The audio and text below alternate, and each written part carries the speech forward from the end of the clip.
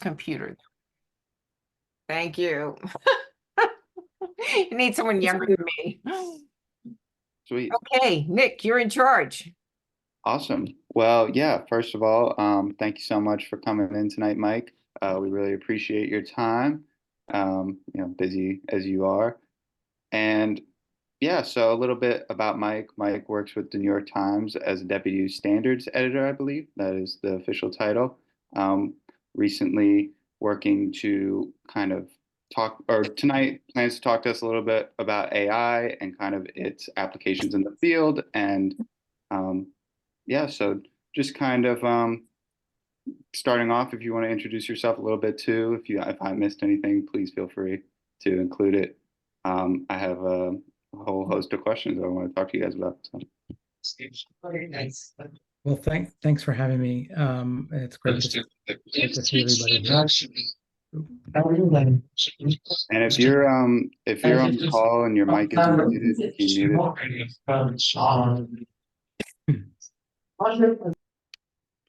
There we go. Yeah, thanks for having me. For those who don't know, let's see, I'm a State College native. Went to Penn State as a townie, although I lived on campus and then lived in an apartment off campus. Was at the Collegian all 4 years. And was the editor in 94, 93, 94. And have been in journalism ever since. Started in local journalism and then worked my way up to the Times. Got there in 2004. I've had a bunch of editing roles at the Times. Earlier in my career, I was a reporter as well. And what I do now is I'm part of the standards team at the Times. There are 10 editors on that team, and we sit on the third floor. If you've ever been in New York, we're in the building across from the Port Authority bus terminal. And we're near the middle of the action, and we read in on coverage, thinking about fairness and tone and framing and how we approach our work and whether we're doing it the right way. We try to avoid problems before we publish. I'm sure that's familiar to all of you. And then when we have problems afterward, we try to help mop them up in a way that's transparent so that, we don't further erode the trust that has been eroding for all of us for a long time. Let's see, in terms of things that we do on standards. So we read in on coverage, we do training for our newsroom, we manage our style book, and we consult around the room when there are new products that we're going to make. We think about, well, do these meet our standards? Are there questions about them? Are there things we could do better? When we talk about the tools and technology we use, we're in those meetings and we're there to advise and answer questions. When it comes to AI, we're in a lot of the discussions about the potential and the pitfalls. I think we don't think of ourselves as no people. We want to say yes, but how do we do this the right way? So we're thinking about, what do we need to do to evaluate these tools? What will we not do? And what will we tell our readers about what we're doing? We want to be transparent about everything that we're doing. And I can say like a couple of quick examples. And then how they give you that option 400 comp stock, 400 comp bench. Hey, Santiago, I got boys in comp stock. Dude, I've taken so many comp stock classes that I've never showed up to. It's so easy. That's what I'm looking forward to. Comp stock 321. I showed up 3 times. That's almost a full class of all time. Comp stock 311. I showed up maybe 5 times. Can you mute him, Barbara? Like this semester? Yeah. Okay, sweet. Thank you. So an example, we're about to use a tool that it's generative AI that will basically read a Times article to you. So you'll get an audio version. Essentially, imagine a voice like Siri or Alexa reading the article to you. You can click on it, and it'll be scaled to every article on the Times site. Some of our competitors already do this. The Wall Street Journal, the Washington Post. There's different levels of quality. It's a pretty nice conversational voice, but there will inevitably be issues with that along the way. So our team has talked about, well, how do we label what this is? Where we provide information for readers if they hear something that's mispronounced or a mistake, where do they report it? And how do we fix it? how we report back to the people making the tool. And then we're also looking at what's the review process, who's reviewing it, how do we review it, what are we willing to do, what are we not willing to do. And we also have emphasized that we still want to lean into the human people doing the journalism. So any language that we're using is going to be very careful about, this is a digitally read article reported by, and then I'll have the person's name and the picture of the person who did the work. So hopefully you're signaling to readers that actual human beings did this, a computer did not. Awesome. And that kind of leads right into my first question. It's like, we wanted to talk about AI and you having a pulse on, one of the biggest news organizations in the world. What are kind of some of the challenges and successes that you have seen trying to put together standards, whether it be for a newsroom or even just for the reader experience? What are some of the things you're thinking about? I think one of the things we don't want to do is do what has happened in the industry. I think Sports Illustrated is a great example where, fake journalists, fake names, fake photographs, generative AI articles, really embarrassing, right? That just erodes the trust in what you do. We don't want that. And so one of the early successes, I think, was saying to everyone, whoa, this is really cool technology, but stop. Don't put your notes in this. Don't put your raw material in this. Consider this a window into the world. And you wouldn't go out and just announce who you've talked to, all your sources and all the information you haven't published yet to the world. And essentially by putting it in these tools, you are giving away your information in a really not a secure way. So I think one of the early successes was saying to everybody, look, this is really interesting. We want to test this, but we want to do it the right way. And that involves lawyers and that involves engineers, that involves a lot of people beyond standards. But our role in that was to say, stop, don't do that. And I think our principles early on have been very much about that. Be transparent. Never produce something with generative AI without humans being involved in the work all along the way, and never certainly push. We're not going to use this to write articles, or even if we use it to test headlines, it's going to be a human there side by side looking at them. Are these any good? Can we do better? And I think other early successes have been getting consensus on labeling and transparency, and we're looking at translation tools and making sure that Spanish language editors are reviewing all of those. And it's painstaking to essentially review one article in 2 languages to a high degree of quality is, like a 4-hour project, and that can't be rushed. And so to scale that in many languages is going to take a lot of time. And, have you received any user feedback? What are readers thinking about, these changes in AI? I think if our research and other research that's out there, there's a big mistrust of AI. I think some of the high profile examples, of columnists having like, a chat bot try to break up his marriage it doesn't take much to get people scared of what this can be, or the idea that the machines will, turn back on the off switch and kill us all. I mean, I think that the science fiction visions of it have been baked in now. So I think one thing we found is that when we test labeling for AI, the words we use, we have to be careful. If you start plopping AI all over everything, even if you have a really responsible approach and you're saying you're trying to be transparent, just that those 2 letters AI can make people think, I don't trust this. How do I know? What are you talking about? So I think we have to be careful about what we label, where we label it, how we do it, and how we use it. Also, one more thing. I think the public in general is really skeptical of this technology and the fear that it's going to come for all of our jobs. And they've told us they don't want us to use this technology in the place of humans. And I guess at what level are you training younger reporters to use it? Or not younger reporters, but your reporters at the Times, you work with training them and kind of the ethics behind all of that. How has that kind of found its way into Times day to day? it's a little early for that. I mean, I think probably this spring there'll be some experiments, but really what you're going to see is that it's going to be idea and project based. You'll see somebody has a really good idea for a project. You'll get the right team together and they'll work on it. They'll test it out. They'll see how it goes. And you do the training based on that. One example of this, I can see if I can find a link and put it in the chat.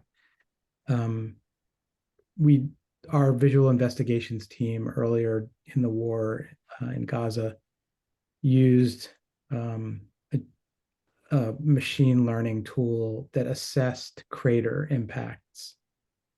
It was tens of thousands of them. It did that work very quickly. And then, of course, a human had to go back and check them all because there are false hits.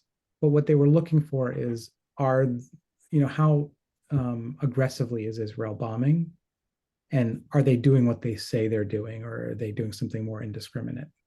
And I'll find the link, but we use that technology. It's a good example of the technology already being in use and how you still need to have a human involved in that. And then also how in the work you explain what technology you've used.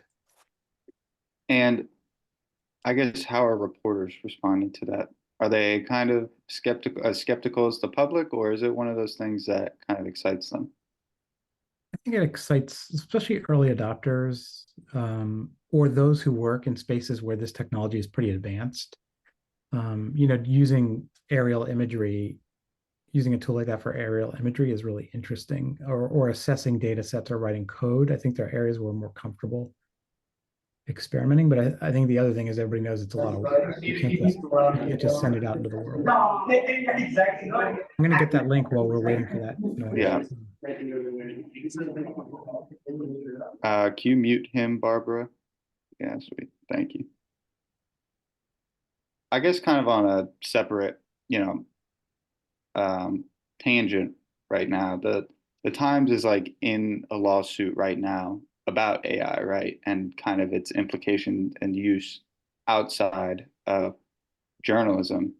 But, the data scraping and taking articles and publishing it somewhere else. What, in your eyes as a journalist, should we be doing to prevent that from happening across the nation? Because we don't want all of our stuff just being scraped up by AI and published somewhere else, right? I'm sort of limited what I can say there because of the lawsuit, but I can just give my basic opinion, which is I don't believe that it's right for a giant tech company to take all of our painstaking work and use it and then create tools to charge subscriptions and take all of our business away. They did it once before and we let that happen. I don't think it's a good idea for our industry to let that happen again. There are different ways of solving that. One would be some organizations have negotiated deals, licensing deals. That's one way. Lawsuits would be another way. Another way would be writing code into your system to avoid your material from being taken. But I don't think we should think of these companies as benevolent. We all need them. We rely on them. They can do great things, but they're interested in monetizing this, selling advertising against it. Selling subscriptions. They very much want to be able to answer the question, what is today's news, and provide it without people needing to go to the Collegian or the New York Times or CNN. And we need to provide value. We need to show readers our value, and we need to provide trustworthy material that they're willing to pay for.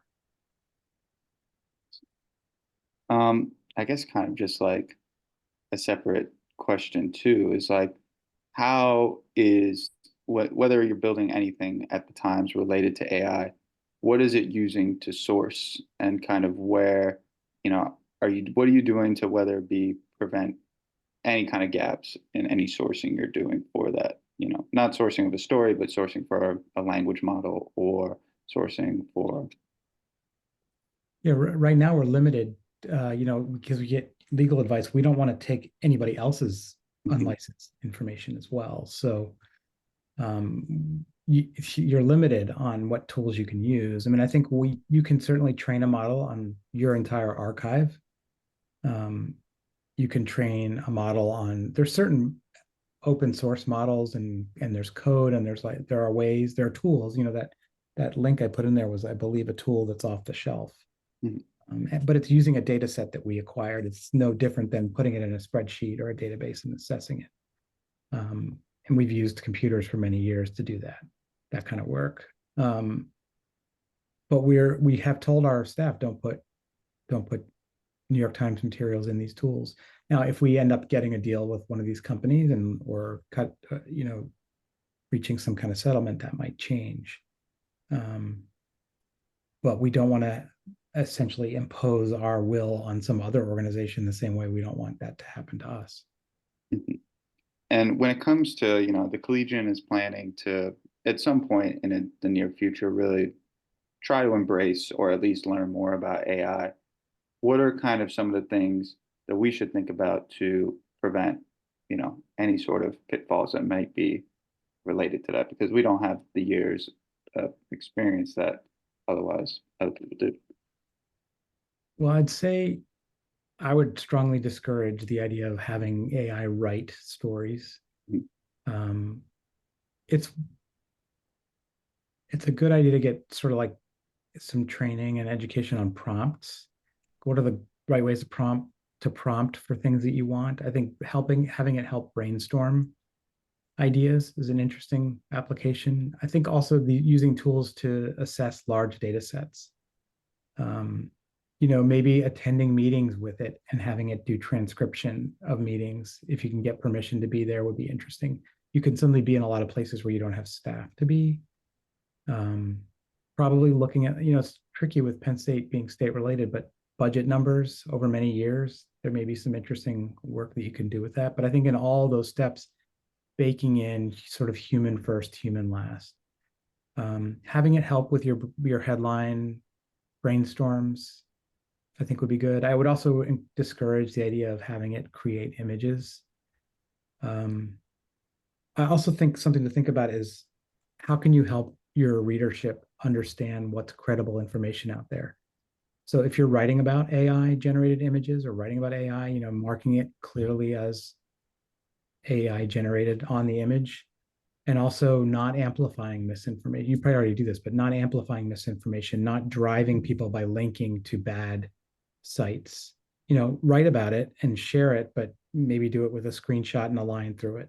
Don't put the link to the post that's spreading the information. There's also probably lots of story ideas for you out there. I mean, one great example in the past week was a thread I saw about cookbooks. Some guy said, "Oh, wow, I was looking up cookbooks," and then showed this one that had this lovely writer's face. And then you start to look at the photo and you realize one ear is sort of down here and one ear is up here, and there's two different earrings, and it's not a real person, right? And these books have flooded Amazon. There's probably already stuff like that about Penn State, about universities in the Big Ten. There's probably a lot of interesting stories to do about who are these authors? Are they real? Buyer beware. I guess another application is, at what level could, young journalists put together something that checks, what is and isn't AI generated?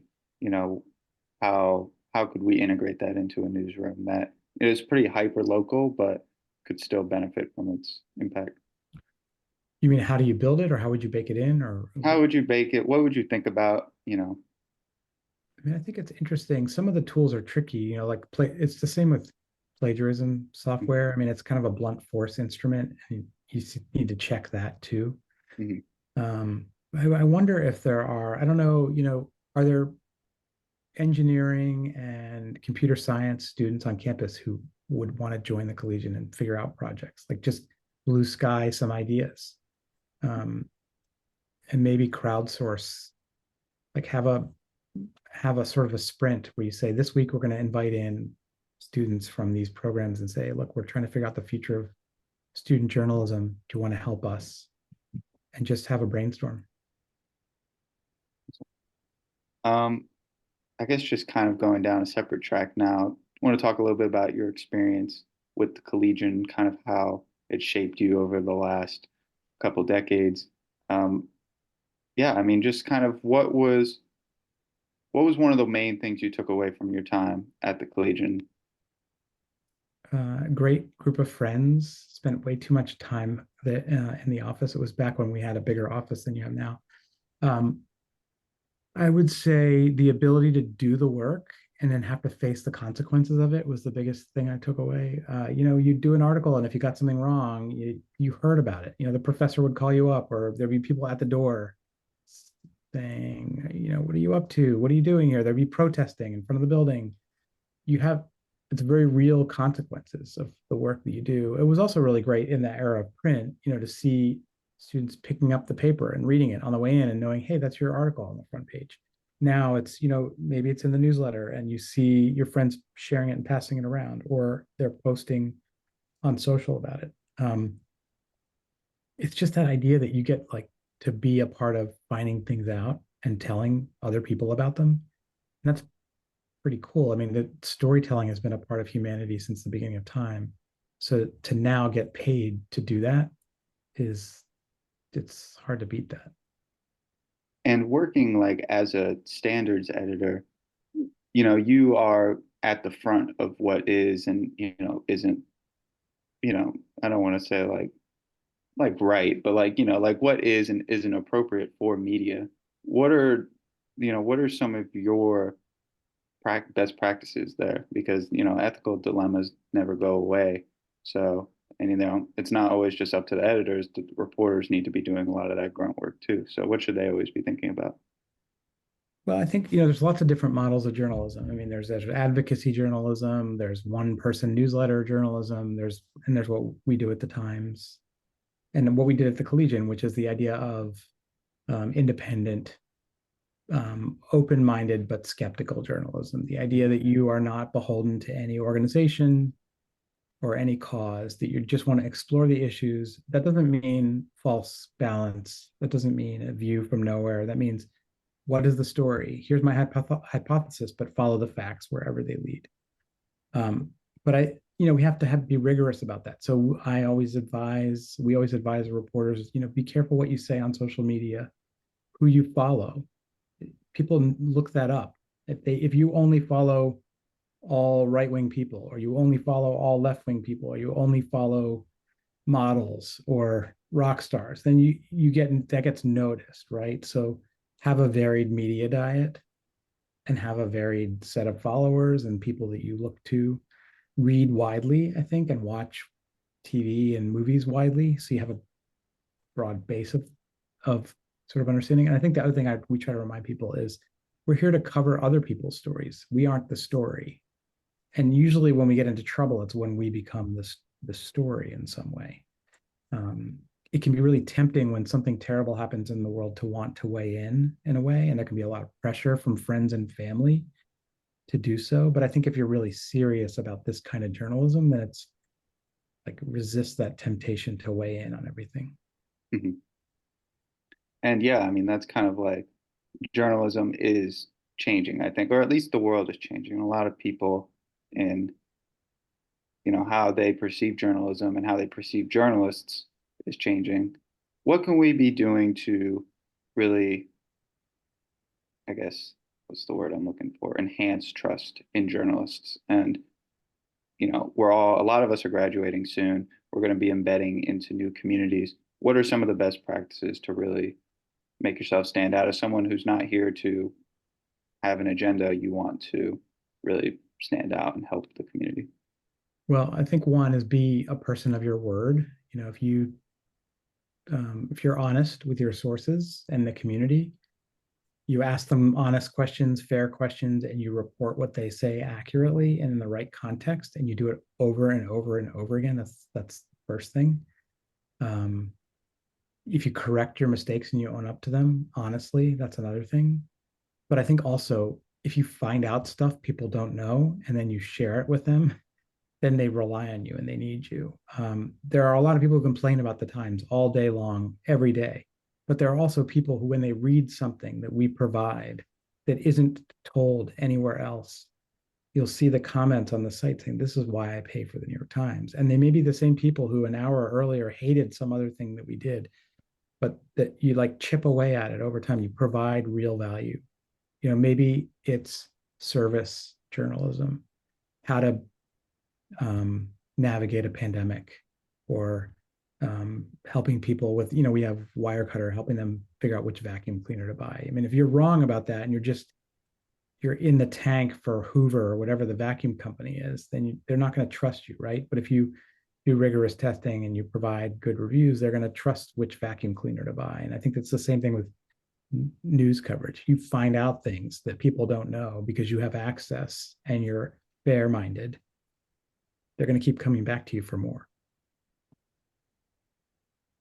That's a good answer.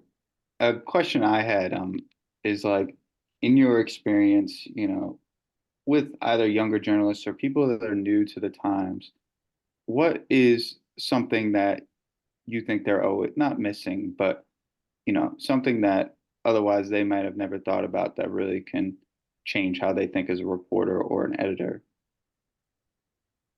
I think one challenge is we're all living in bubbles right now. And we have to get out of those. We have to be able to hear and entertain what people are saying and thinking in other bubbles.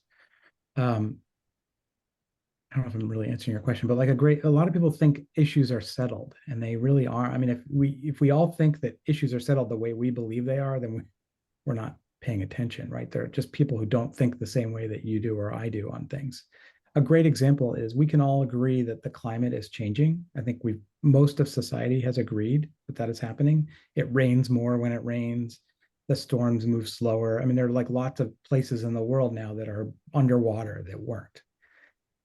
But nobody agrees really on what the solution is, right? Some people say, well, put a giant sail out in space and block the rays of the sun. And maybe that's a great idea, but some people say we need to stop driving cars, or we need to put wind and solar, but they're different.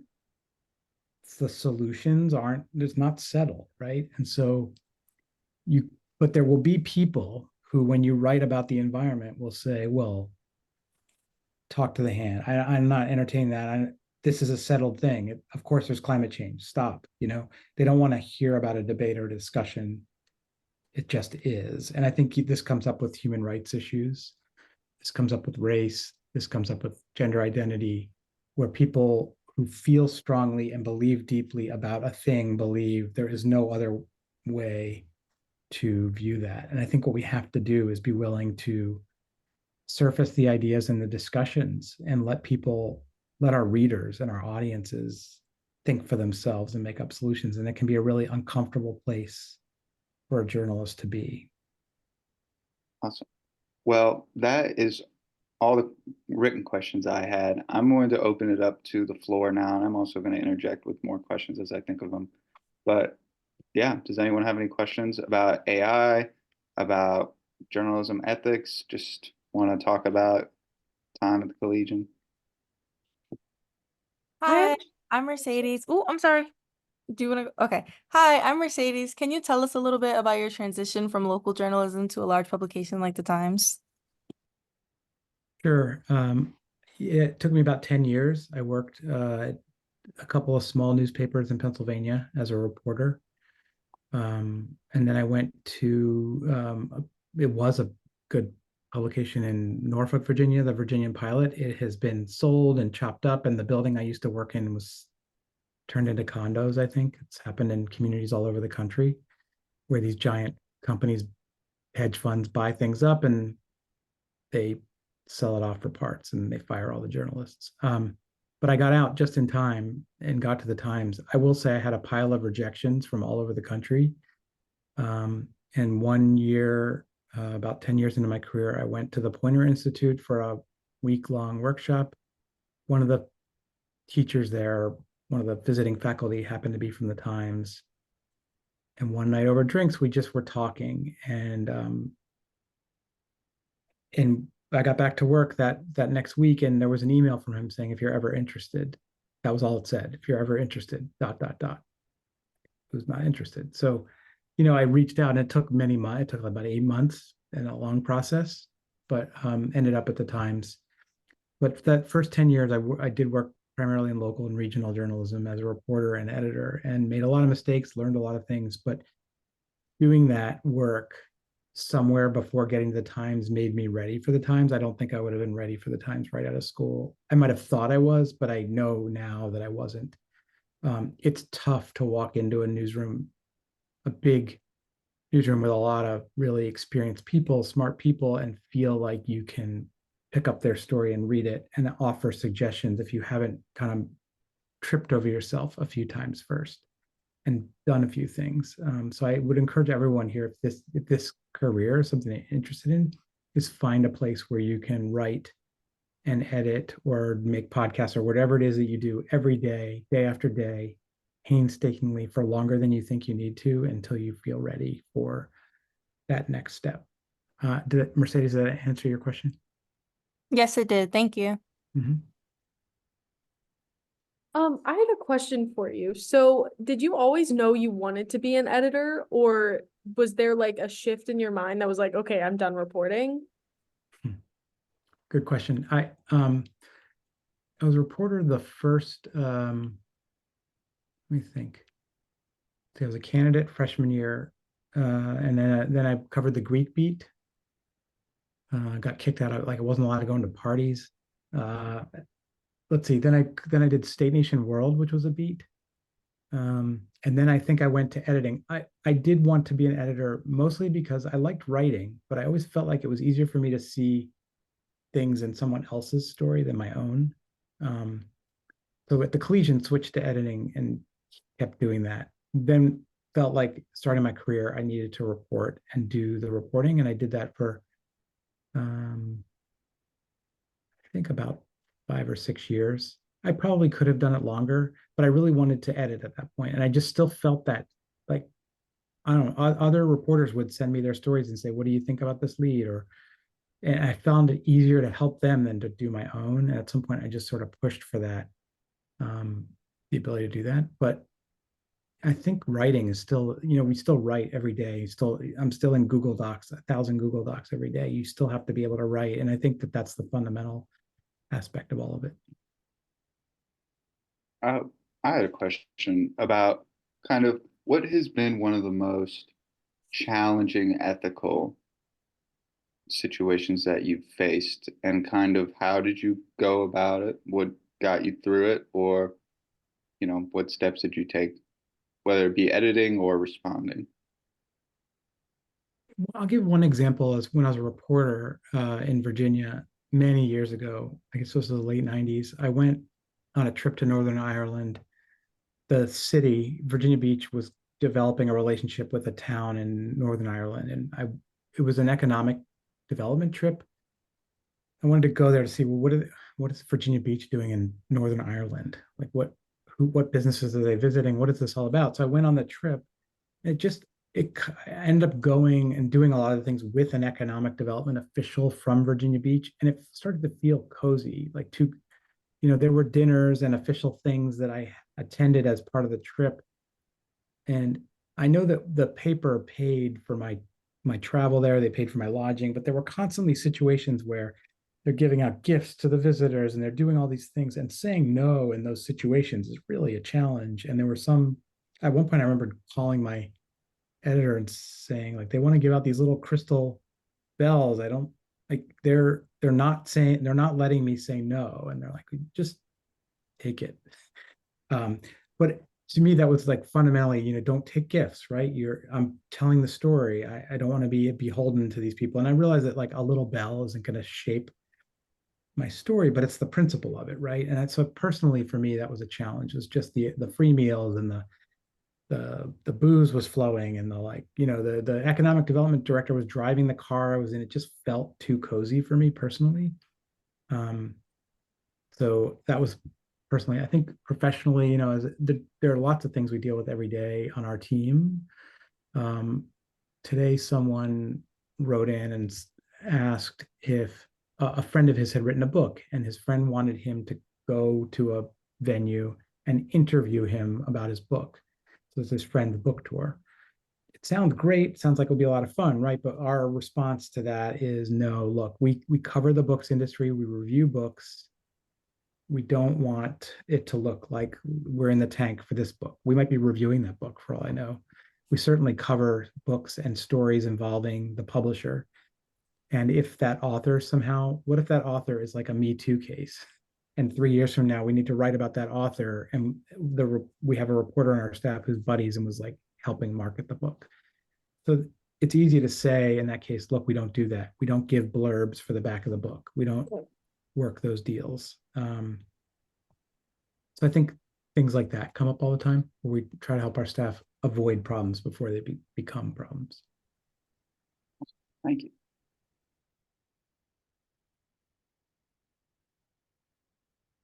How's the newsletter doing? It's good. It's growing. Yeah, we're at about I want to say like 500 people right now. Are you going to do like, is there a sports specific one? Is there a football one? What's your plan? We're putting together a football one to have for May. So once summer training and all that starts, that'll be after my time, but yeah, that'll be up and ready to go soon. Was there any interest in a wrestling one? That's going to come down the pipe later down the school year too. So, it's just it's about building out the infrastructure right now and just making sure that who is going to do what and how it's going to get read and stuff like that. So one thing I find interesting is the Penn State newsletters that pump out information about their research sometimes can be really interesting. And I sometimes wonder, is there enough Big Ten research that could generate like sort of the horizons of what's coming out of universities, and is there enough there, and is it too niche, or would there be a potential there for kind of newsletter? Yeah, I wonder at what level you could collaborate with the other university papers to do reports on research and have that. There's definitely a niche for that, but I wonder at what level, like who's reading a lot of research, and most of the time it's like professors and reporters, and then reporters are digesting it for. If you could find the cool stuff, like the thing that's tied to, like, I read one recently about car batteries, like what is that going to mean for the car you're going to buy? Or there was a bunch of stuff on the eclipse this week. They're just feel like that sweet spot between pop culture and tech and research, maybe even sport, like with concussion research, like those puffy helmets they wear. I mean, I kind of interested, like who created those, and when did they start wearing them in practice, and why don't they wear them during games? Yeah, that's a good idea.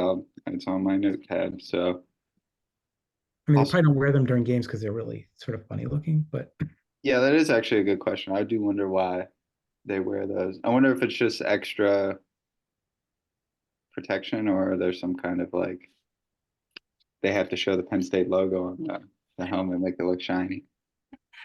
You know what, Nick? I thought the same thing when I saw that picture in the newsletter. I saw Yeah. that player with that big puffy helmet on. I thought, oh man, maybe that'll prevent brain injuries.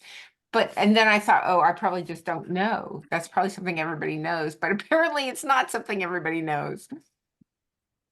one thing I've been wondering about State College, maybe there's this, I was thinking about AI, like there's all those high rises they've built with all the empty retail on the first floor. I just wonder, like, what has all that development done to student rent in the region and to rent for retailers?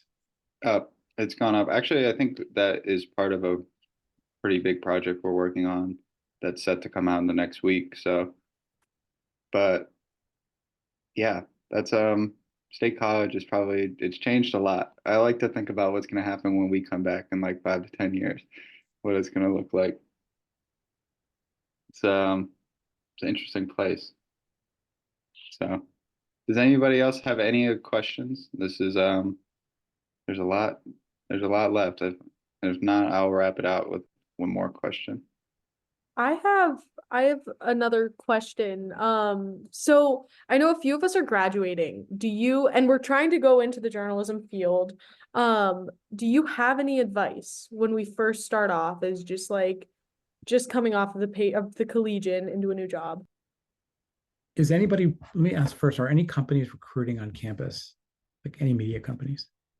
So when we had the job expo, like our job fair, it was all pretty much all broadcast. And then like the Post Gazette came, but they weren't hiring interns or anything. And then there were two other newspapers. But it was mainly just like news channels. Yeah, I mean, I guess if you want to be in TV, that's fine, then do it. At certain broadcast outlets, NBC, CNN, the big networks, like if you can get an audience or a digital news writing or editing role, they're like, you're probably gonna be surrounded by good people. I think if you're going to a local place, you're going to be doing it all and you're going to be worked into the ground. So you really have to love TV or love what you're doing to do that. I would say like if you there are places like I've seen people succeed going to the NFL or Major League Baseball if they're interested in sports and working for the digital operations. You at some point have to make the jump if you want to work for an organization. So keeping in mind the kinds of things that you're eventually working on that are higher profile, you want to make sure they're like journalistic in nature. There are some quality local publications. I mean, I think the nonprofit newsrooms are interesting. So the American Journalism Project, I don't know whether ProPublica and Marshall Project and some of those are hiring interns or fellows. It's tricky because there's like competition up to like about 4 years of experience for a lot of these, and I know ours is like that. I think also like Lancaster and York, it's become a problem with Gannett in York, but Lancaster still, I guess they have a partnership now with the public radio out of Harrisburg, but there's a possibility there for you. I think in fact there's a Collegian. Is Maddie there? There's somebody from the Collegian in Lancaster, I think, right? Jade Campbell. Okay, yeah. Did Maddie? Somebody went to Pittsburgh too, right? Maddie and Megan. So okay, yeah. So like those, Philly, I think is probably safe because of the nonprofit investment. The key to me, it doesn't matter to me how large the place you go is. Find somebody who's going to be your boss, who seems smart, and it's going to give you like pretty direct feedback and give you a chance to try things. Stay for 6 months or a year. If it goes really well, 2 years, and then go somewhere else. But the key is who's your boss, because the number one reason people leave a job is a bad boss. So, that's more than pay, more than where you live. It's like a bad boss can make life miserable.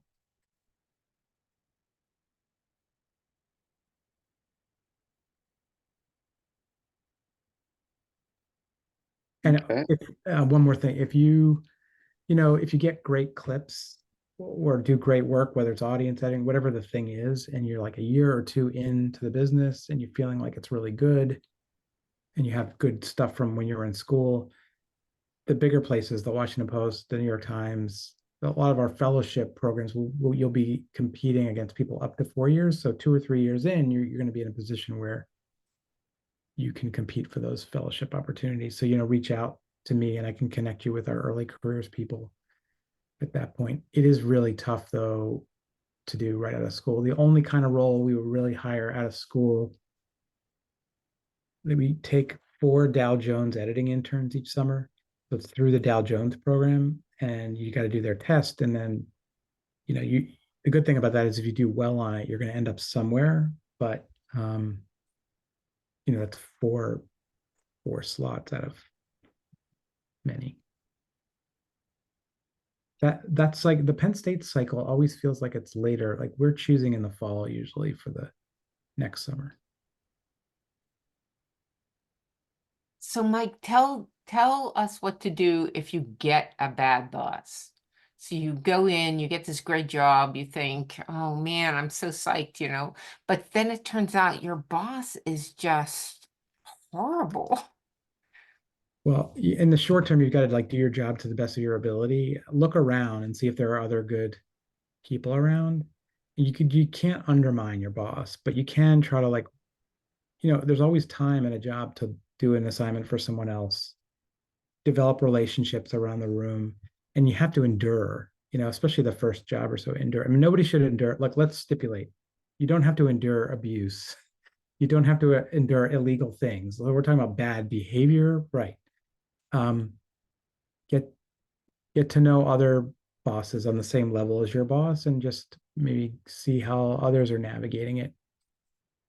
Anybody can survive a year in any situation, I think, as long as it's not illegal. So try to survive that first year. And then, if it's not changing or it's not getting better and that boss isn't going anywhere, then you might have to leave. That's okay. Jumping around is okay. That's all part of the learning. If it's illegal, though, then talk to that boss's boss. Awesome. Well, thank you so much again, Mike. We really appreciate your time tonight. I can, please feel free to reach out if you ever need anything. And do you have a contact that if students want to reach out to you about anything, about any kind of questions they would have that you would like? Yeah, so you can see my name on the screen here. My email is just my name all squished together. So it's Mike Abrams at nytimes.com. So just email me. I think you can find me on LinkedIn as well. I'm not as good about checking it, but send a request and I'll eventually get to it. And if anybody wants to send clips that you're thinking of sending out for feedback, email me. I would say, like, only email me if you want feedback. And I'll be honest with you, but like, if you're not interested in hearing honestly, then don't. That's good advice. Awesome. Well, thank you so much once again, Mike. You have a great night, and talk to you soon. Thanks for having me. See y'all. Thank you, Mike, for doing this. We really appreciate it. Of course. See you.